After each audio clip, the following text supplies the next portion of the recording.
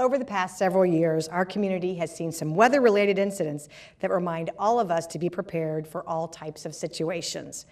During this program, we're going to review what you need to have on hand to be prepared for any type of emergency. Hi, I'm Maureen Russell Hodson, and this is Let's Talk Centerville. Here to help us be better prepared, we have Washington Township Fire Marshal Mike Long and Centerville Police Lieutenant Matt Brown. And thank you both for being here today. Thank you for having me. Thank you, Maureen. So when we talk about emergency, I think people still are thinking serious, heavy-duty emergencies, but we do have weather-related emergencies several times a year, right? We do. For instance? Well, we are coming up on fall. We'll be coming up on winter soon. We always have issues with traffic when the weather gets bad, snow on the ground, ice. So it's always good to be prepared and kind of have a plan to be ready for that when it happens. Yeah, it doesn't have to be the big major thing. It's just steps you take every day to be prepared. Right. And one of the things that we want to show you before we get started is a public service announcement that really reviews very easily what you need to have on hand. So we'll take a look at that. Get an emergency supply kit, make a family emergency plan, and be informed about different types of emergencies. First, go to ready.gov to get a list of everything your emergency kit should contain. And we're going to print this out. Okay, so we have our emergency supply list. You probably have a lot of the items on hand already. You'll be able to find the rest in your local store. Okay, let's get some granola bars. Okay, now we need enough for maybe about 3 days. So why don't we you can get a couple different kinds. Go ahead, Jordan, grab a flashlight. C batteries we need.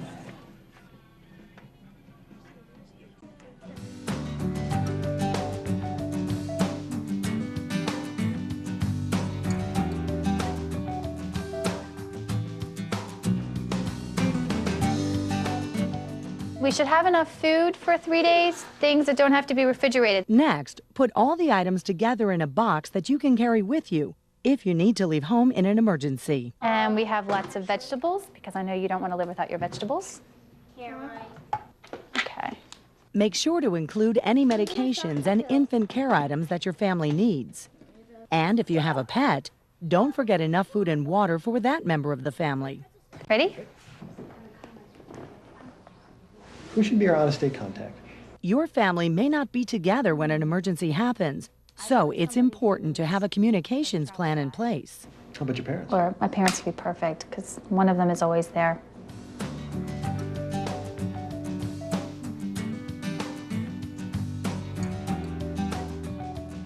Where do you think our neighborhood meeting place should be? The kids would know the clubhouse. You should also learn the emergency plans for your workplace and schools. They take the kids to the high school if they need to evacuate our school. Make sure everyone in your family is familiar with the plan and has a copy of all the contact numbers. What this is, it has the information on it for what happens if there is an emergency. Okay, so let's put it somewhere very safe where it won't get mixed up with your homework, where you always know where it is. So let's say there was a natural disaster. Ready.gov and links to local information will help you learn about the types of emergencies that could affect your area.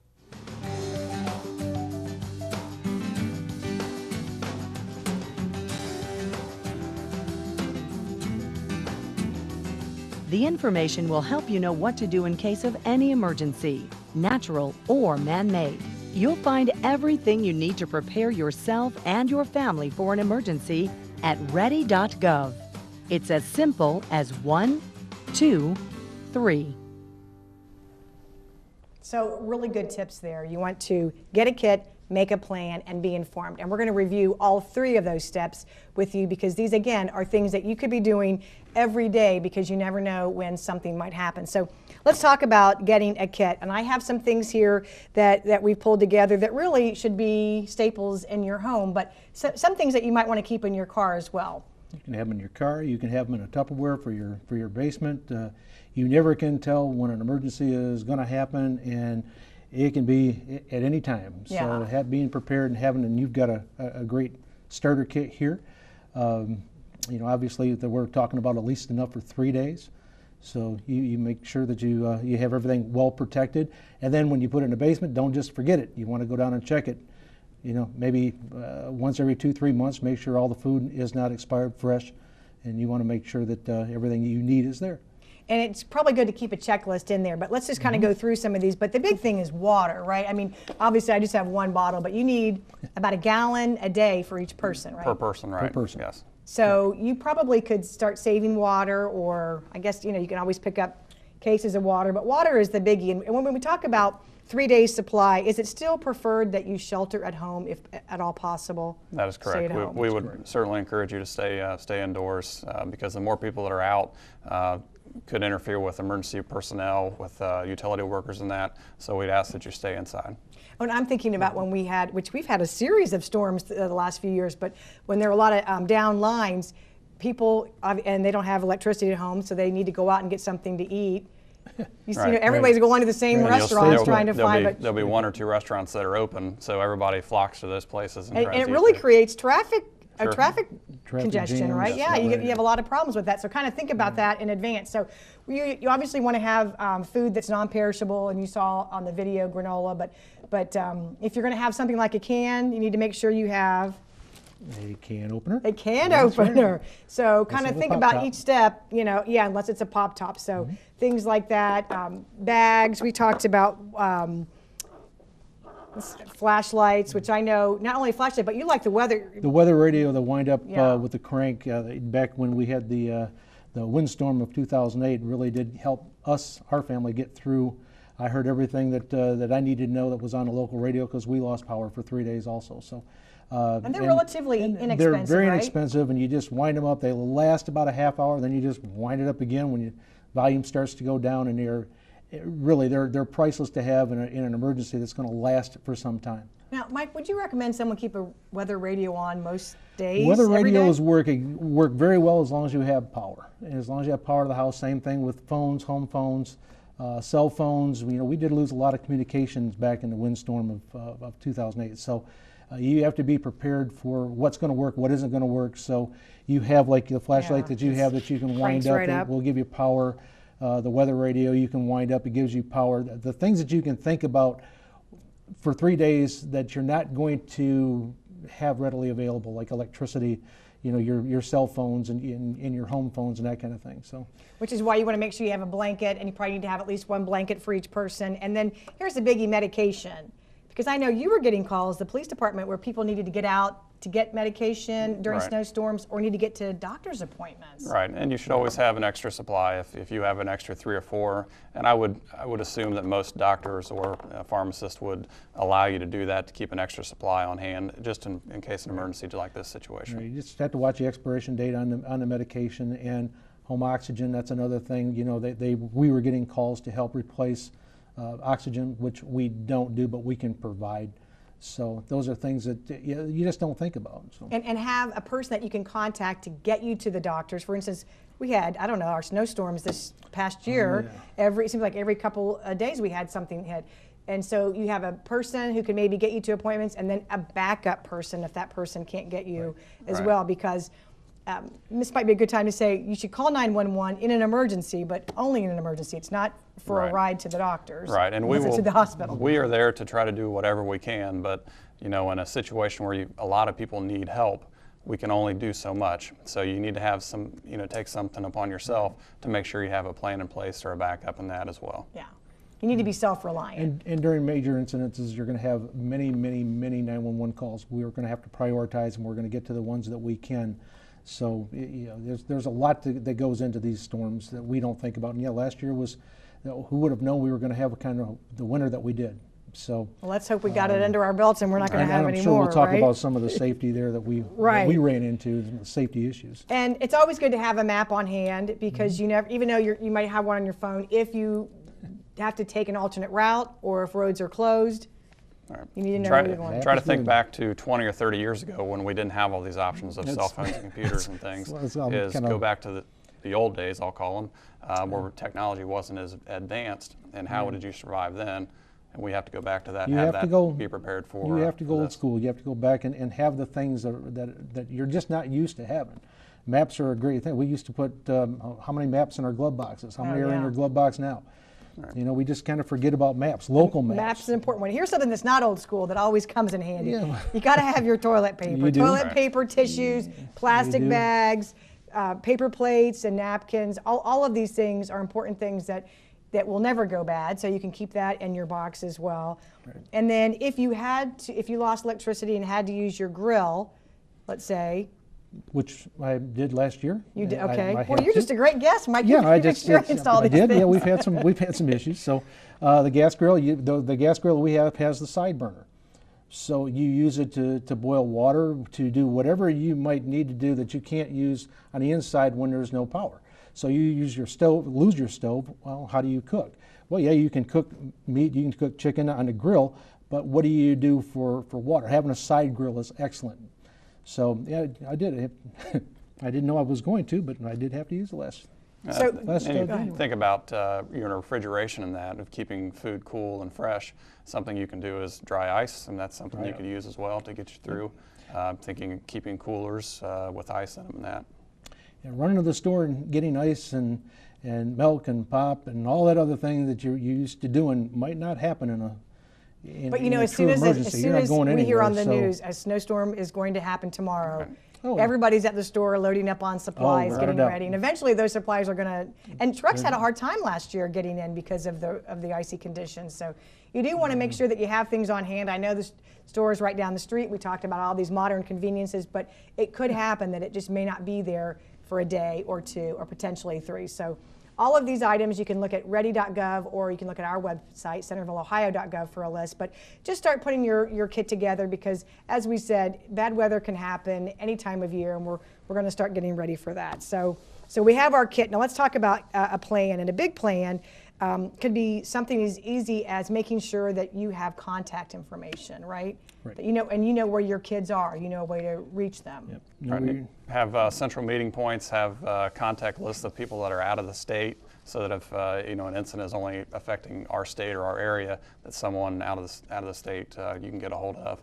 Have a meeting point, for instance, in a fire. I'll let you speak more on this. Have a meeting point outside of your house that everybody can meet at in the event of something happens. Well, And that's There'll be a something you should do large- regularly, right? Talk to your family about your fire Right, drill there at should home. be, you should have a monthly fire drill at home. You should? Anyway, oh yeah. You should Still, have a like the monthly- Brady Bunch did? Just like the Brady Bunch did. Have a calendar close by. Do it.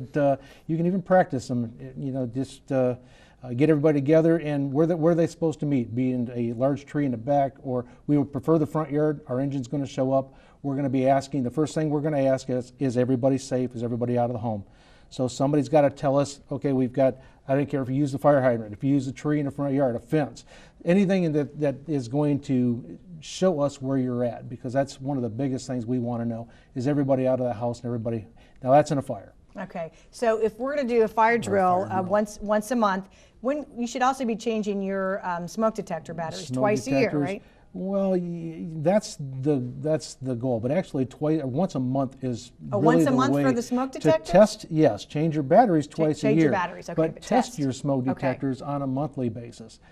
If it goes off, if you happen to be cooking toast and your smoke detector goes off, take a can of that compressed air and just spray the sensor. Just clean the dust out of the sensor. You can do that once a month. Those smoke detectors are going to keep you safe in case of fire. So you want to make sure they're in working condition. Okay. So yeah, batteries twice a year, but clean them monthly, test them monthly. And that's usually say the change of time is a good change. time That is to correct. do that. Okay.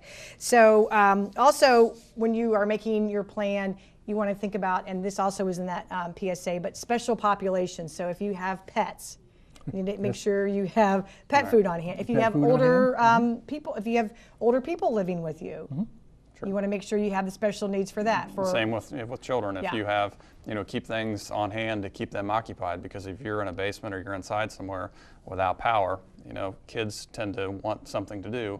Keeping crossword puzzles, books, things that they can do that don't require power or any electricity. good old family time, have everybody Family together. time. And then, as you mentioned too, Matt, make sure that you have somebody, a contact maybe out of state that everybody can check in with. Right. Someone that, again, if the cell towers are affected here, that they can get a hold of out of state. It could be next to a state next door, it could be across country, either way. Right. Yeah. Know your area, know your shelters. where if you do have to leave your home, where you're going to go. So you want to know where your closest shelter might be, the one that's going to have the generators, going to have the lights, whether it be a local school or it be an EOC center that we set up or Centerville Police sets up. Just know your area, so when you do have to get moved and you don't have that phone conversation, they know where you're going to go. Our local, wherever it may be, it's going to be one of our local places of shelter. Right, and speaking of that, we have a plan. The City of Centerville, the Washington Township Fire Department, and we work on that plan every year. Right, it is reviewed annually. We always have a testing process each year that we do at our Emergency Operations Center. For instance, last year we tested a winter storm to make sure that everybody was prepared, and we get other local businesses involved in that process as well, the public utilities companies and that, to make sure that we're doing what we're supposed to and that everybody is ready to go. Because it's something that it really could happen at any time, and you all really operate under these procedures every day with any type of incident anyway. I mean, It would just be on a grander scale, right? Right, and something as simple as a traffic crash that could have minor injuries, we have plans in place so that everybody has an assigned duty, what they're supposed to do. And I know the fire department, we work well with the fire department. We train regularly for these types of events. So they operate more under the incident command structure. So as soon as they get on scene, they set up their command structure and they follow the protocol for the minor things, so that when something major happens, that they're not trying to bounce around figuring out what to do. It just is natural. You just work it. We just work up. Yeah. We work up whatever we need, depending on the scale. We just start. We'll ask for more. We'll get help. Mutual aid. We have automatic mutual aid responses nowadays. We'll get more help as we need it. Okay, and that's something that folks should know. If this incident, let's say we're just confined to the Centerville, Washington Township area, you could bring in mutual aid. But if it's a weather-related thing, there you go. If it's big, we might not get neighboring help. Right. We're going to have to do what we can on our own. So, last year during the, or I guess this year during the cold weather, we actually did open up one of our buildings for a warm shelter, just to bring in somebody that might not have power. So we did use it. We've used it this year as well. So yeah, It was in January when we had the cold weather. Again, going back on being self-reliant and being able to keep yourself prepared. And you also want to make sure that you know where your kids' school emergency plan is. If they get evacuated, if they go to another location, you want to make sure that you, and they notify parents of that as well, right? They typically do a one call now process or something along those lines, whether it be email or the phone call. But most of in the school district, Centerville School District, you can find that information online. They have all that, what the plan is, what the evacuation points are, where they go to. If you can't find that, certainly get with a teacher or somebody at school, and they'll be happy to share that information with you. And we also want to make sure, if you can, check on your neighbors. Make sure that, I think that really happened too during that storm, which I can't believe was in 2008. It seems like it was not that long ago. But everybody pulled together, everybody worked together, and it really, that was about 2 weeks. For some people, it went 2 weeks. Where they didn't have power. Some folks in Centerville didn't. Yeah. Right. And there's some things to think about when you lose power for that long. We have no problem with generators. We have no problem running extension cords from a house that does have power to a house that doesn't have power. Just do it safely. Generators are great in the summer. Generators are a big generators thing. Generators they sold out. Generators are being built into homes, which is fine, but if you buy a portable one, in the summertime it's great. They put it outside, run the cords and all that. But when the winter comes, people want to bring the generator inside so they don't have to go outside. Just keep in mind, that's not the best thing to do. It's told to be, use it outside, use it outside. But again, the neighborhoods worked together during the storm, and it was quite amazing to see, and the amount of people helping each other was amazing. So. And one of the things that neighborhoods can do is that, a lot of times everybody's part of either a neighborhood watch or a neighborhood email group, is kind of figure out what resources everybody has. If these 3 people have generators, these 3 people have, another piece of equipment, chainsaws. That way you kind of have a resource list of what everybody has, so that you're not scrambling around when something does happen. You can say, oh, everybody has an assignment. They're bringing these tools to help out. So, planning ahead is always. It's amazing how well neighbors work together. It really is. And it's a good thing. It's a good thing. Absolutely. And again, that's because you can stay in place. You're still in your house and you're making it work the best that you can. Talking about bad weather, and as we said, we did experience a lot of it. What types of things should you keep in your car really at all times? Because you could be in an accident or you could hit bad weather. I would say you should always have a blanket. That's pretty Blanket's common. key. If you can have jumper cables, if you can keep water in there, if you can keep a small shovel of some kind, if you can keep either kitty litter or sand, something to help with traction, those are all things that would help out. And that's something that can be 12 months of the year. Just always have that Right. because you never know when you might come across something like that. And then just a few other, I think, helpful tips for emergency planning, which I know you all been talking to folks about. Just even something as simple as, texting while you're driving. It's just not a good idea. Right, it's never a good idea. It's always best to pull over. Usually it can wait a few seconds or a minute or two before you reply. Nothing is worth causing a wreck or injure yourself or someone else. And obviously, you're not going to drink and drive. I mean, all these things which we always consider to be common sense, but not everybody. Yeah, and we thinks actually that. just over the weekend we held an OVI checkpoint in the city, just for that reason, to try to keep impaired drivers off the road. And it was very pleasant surprise. There were quite a few cars that came through where someone had been drinking, but they were a passenger and they had designated drivers. So they took the time to plan ahead and make it a little safe, for everybody out there. So it worked out well. We were pleasantly surprised. So much of that is planning ahead, being Sure. prepared, things that, we talk to you about this all the time, but it really does make sense in case of emergency.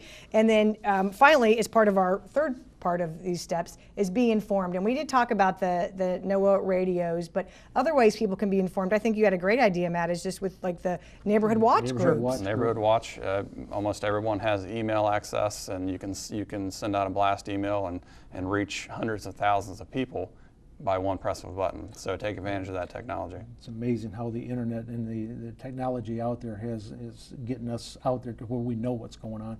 Emergencies are posted online as quick as we just had a major gas leak on Friday.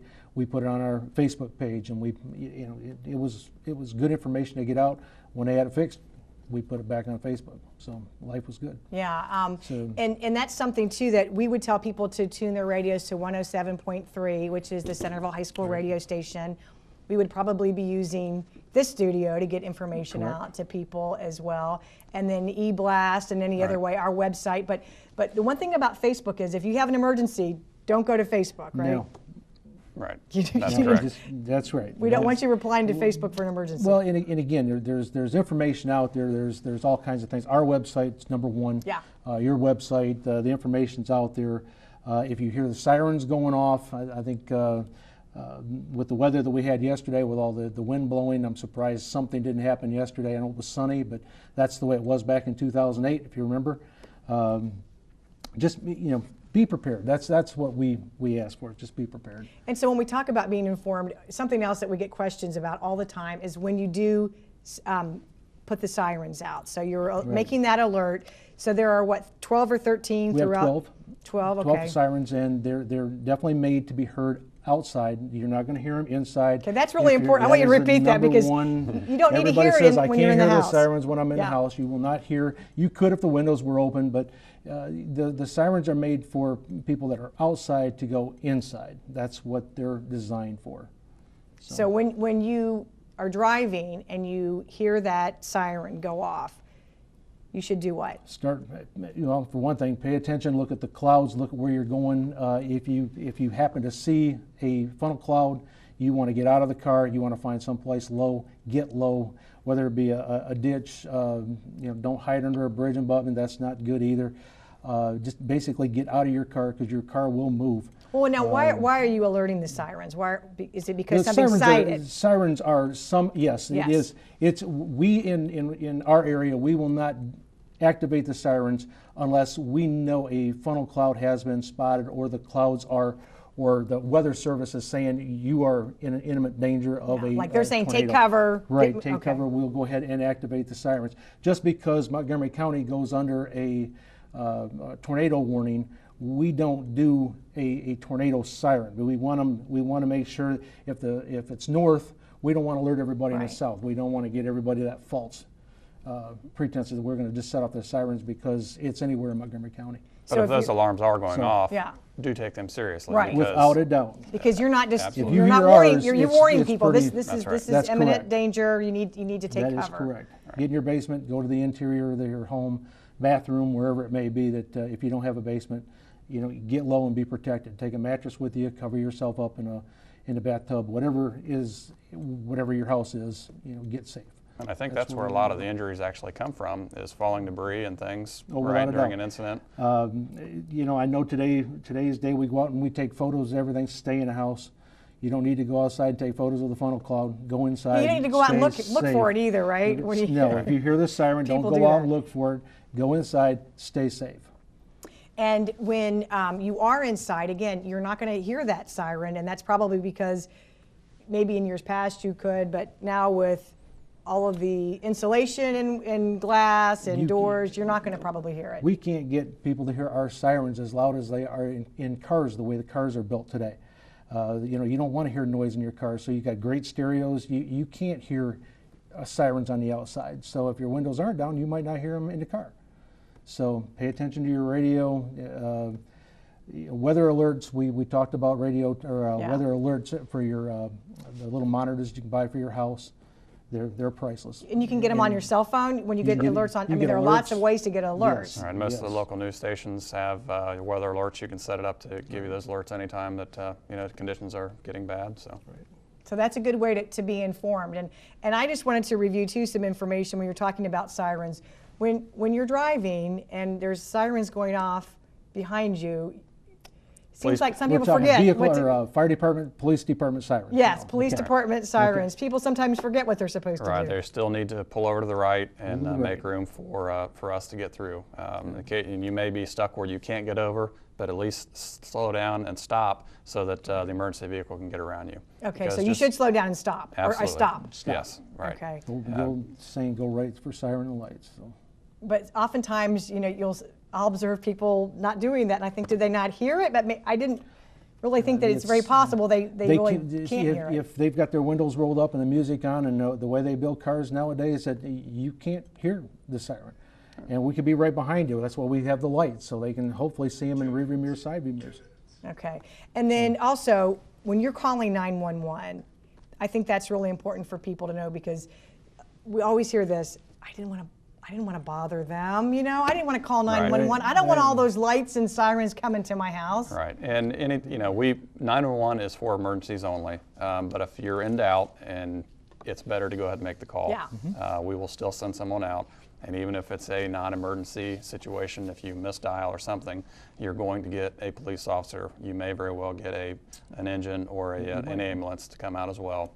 But it's always better to be safe. We always want to make sure that we come out and check, and rather have it be a false alarm than something happened and we didn't show up and then someone was in danger for that reason. And you're not bothering anybody, because you Right. all want it. Our police and fire want to help you. That's why they're That's there. what we're here. You're on a shift working. It's not like you're going to be there. bothered We're there by. 24 hours a We're day.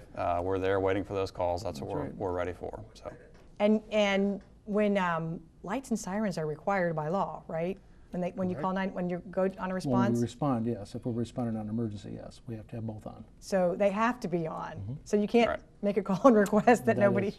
That is correct. Now we might be able to, turn off the siren when we come into the neighborhood, but it's all going to depend on traffic. But no, most of the times it's lights and sirens. We're coming. And you said it best, when in doubt, Sure. call, When in because doubt, you all call. can make the determination. That's correct. Whether the next step needs to be followed or not. Right. Yeah, most people, they know, in a situation in their neighborhood where they see something that just doesn't look right.